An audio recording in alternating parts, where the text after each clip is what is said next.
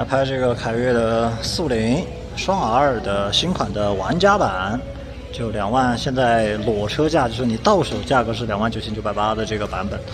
说实话啊，3万块钱买这个450的4缸的这个排量的仿赛啊，放在过去你能买啥？放在12年、13年那个时候，你只能买一个05年左右的水车的那个本田的 CBR 600，或者说便宜一点的，你买一个那个07、08的那个铃木的小 R。你连 R6的话，你就只能买很老的 R6，就3万块钱。在过去，你买 R6你都买不了，就是连款稍微近一点的。但是现在你可以买这种国产全新的，配置就你放到那个时候跟05、06年的那些600cc 比，其实配置也不算差的一个这种全新的一个国产的仿赛4缸的，放在过去真的想都不敢想啊。这个车很漂亮啊，然后主要就聚焦于它的一个变化吧，就首先就车把。车把的话换成了一个上年版一体式车把啊，它这个不是过去那种分离把啊，现在是一体式车把。然后仪表啊没有通电，仪表的话就是新玩家版的那个通行的，跟321新玩家的那个仪表是一样的，那个就是没有 TFT 的那个一个彩色的一个液晶表。然后的话，右边这边它的整个的这一套东西啊，看着有没有似曾相识的感觉啊？这一套就上公模了啊，不是那个它标准版上的那一套了。标准版上那一套的质感要好很多，比起标准版肯定质感没有那么好，但是总体来说还行啊，不算太差。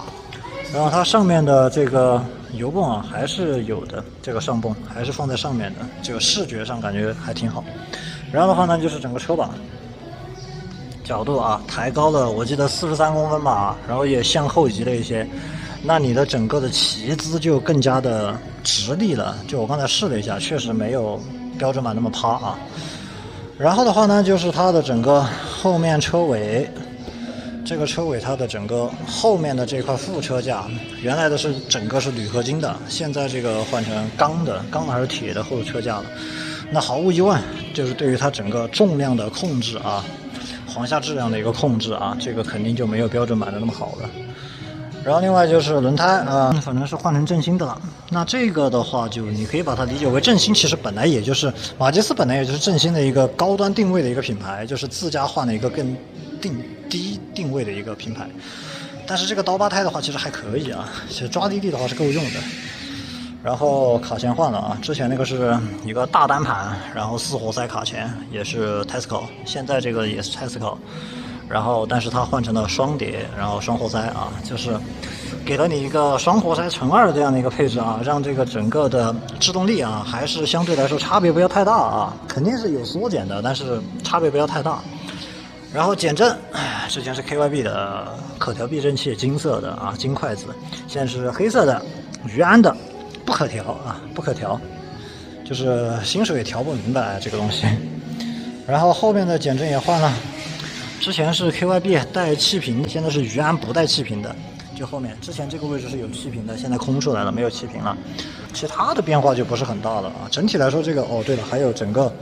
发动机的调教，初段调教也没有之前那么冲了，之前调教也更加的平顺了。然后这个时候还加了一个新手保护模式。就是说你在好像是500公里吧，500公里以前，它会限制你的转速，也就是说在500公里以前，你整个转速是没有办法说是直接爆发它的一个最高的性能的。现在的话，你要骑到500公里以后自动解锁，解锁之后呢，就恢复到跟标准版一样的一个性能，就是转速随便拉啊，就是可以干到180多这样的一个速度。怎么讲呢？性价比很高，我觉得，就是因为很多人其实可能外观上会更多一些，就我是盆栽族啊，大部分人其实骑4缸就骑个嗡嗡嗡，对吧？你说正儿八经的